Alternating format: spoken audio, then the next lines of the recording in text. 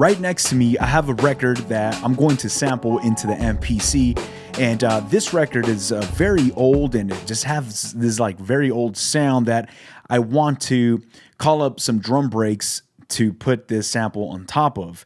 And I feel like drum breaks, this is where they shine for me when I find records like what we're about to hear right now that has a lot of dirt, it's very old, and one shots sometimes sound a little too clean for something like this. And we'll hear it right now once we start sampling it. I'm gonna go through and just dig up some drum breaks that have a lot of air in between each hit. Well, not just any drum break, but right here, I'm actually gonna go through and actually just start digging through the drum breaks right here. I'm gonna go into my browser. And if I jump into my browser, I have these folders right here with AJ Hall. AJ Hall, if you have not heard of him, he creates drum break sample packs, and they are nothing like anything else that I've heard. I'll tell you this right now, since I first ran into his sample packs, and I'll tell you right now, none of them miss. And now keep in mind, when it comes down to drum breaks, there's so many ways you could chop up a drum break and reorganize it, re-sequence it in your groove, but also the sound quality of a drum break you could never recreate with one shots. And that is the way it was recorded, the atmosphere that you'll hear in between each sound or each shot that is hit. That right there, that's where the beauty shines, especially for sample chops that we toss on top of. Now, I don't want to talk too much. Let's actually dive in and just listen to some of these drum breaks that he has right here. And another thing that I want to just say really quick is if you go to drum break, the Slow Burn Volume 2, if you jump into this folder, you'll have one shots, which he has, and then you have drum breaks, and then you have the raw stems, which will give you the individual raw stems if you later on want to mix it. I will leave a link down in the description with also a code you could put in as you check out for a discount. So if you guys want to check them out, go ahead and do so. I'm going to go back right here, and I'm actually going to jump into Volume 1, Left Field Volume 1. I go into breaks. I'm going to go to the drag and drops. Yeah.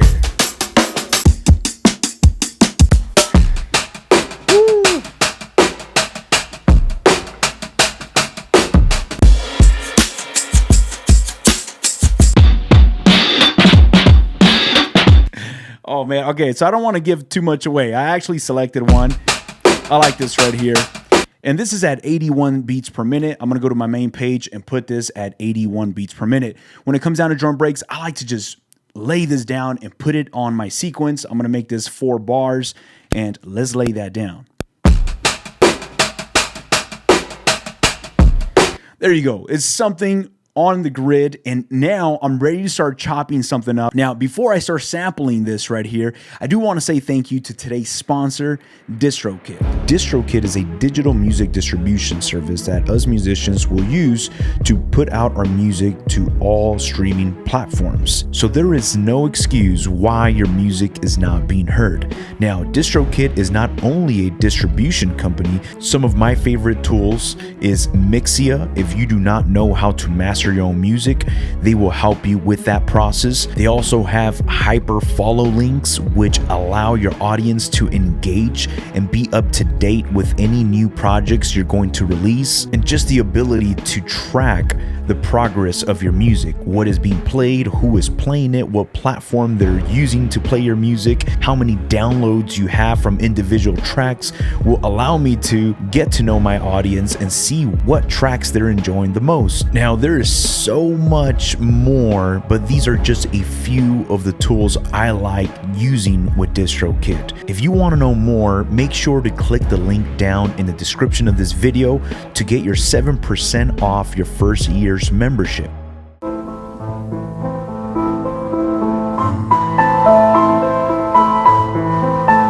All right, let's jump into our sample editor. And as you heard the sample right there, it's not clean, and that's what I like about it. So let's go ahead and just start chopping this up. All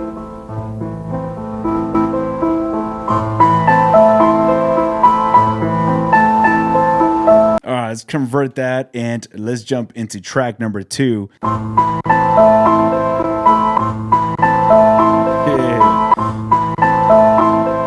Go into our program editor. I want to drop this about 3 semitones. God,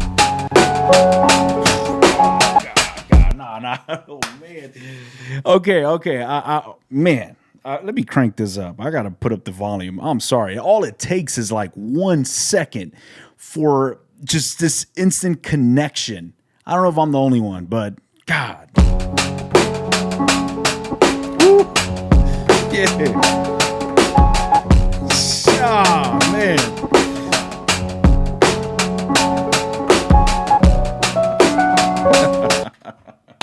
Okay, so now you see how the break and the sample just blend so good. Like there's no mix right here. I have not put any plugins. I'm not jumping into a deep mix, but when it's dirty samples and drum breaks, oh man, it's rare that it does not work. So I'm gonna go ahead and record something right here because this just sounds so good. Now notice with my chops, I can go any direction. I can play around with any melody that I want, but I'm really liking how this sounds.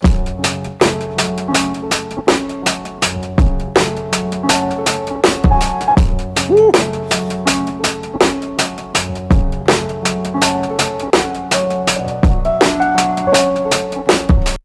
Double length this, so now it's going to be 8 bars. I'm going to go ahead and do a little switch up after every 4th bar. So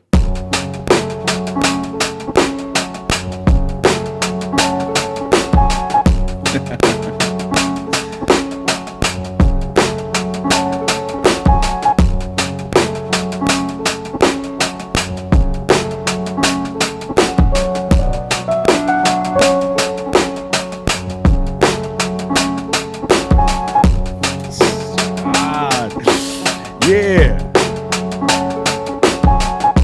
And just like that, I'm not even going to stop it. I'm actually going to jump into track number 3.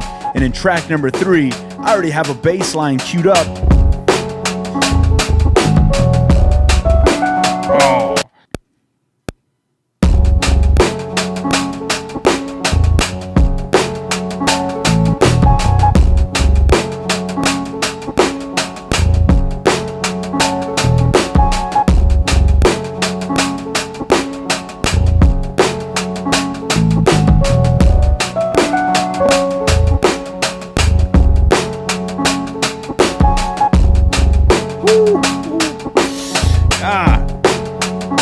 So it's so awesome how it just blends together. And I'm actually glad this is blending very well because drums, sample, and bass, the 3 main elements. I mean, yes, you could add so much to this.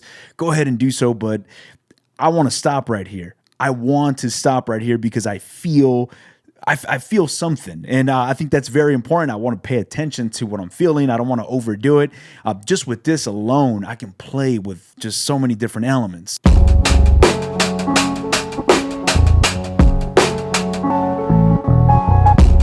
Woo!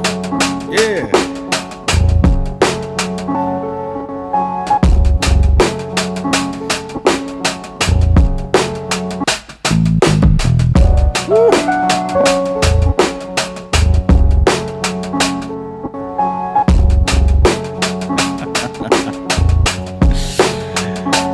So happy. You know what? I feel so grateful. I'm so happy to film these videos because this joy that I feel either look ridiculous on camera, but I don't care. Like this feels awesome. That's why there's not always do I land with drum breaks and a sample, but there's just certain samples. And sometimes, you try to put one shots on top of a sample and it just does not blend, or the one shots sound too clean, or they're cutting way too much through the sample and the sample's a little dirty.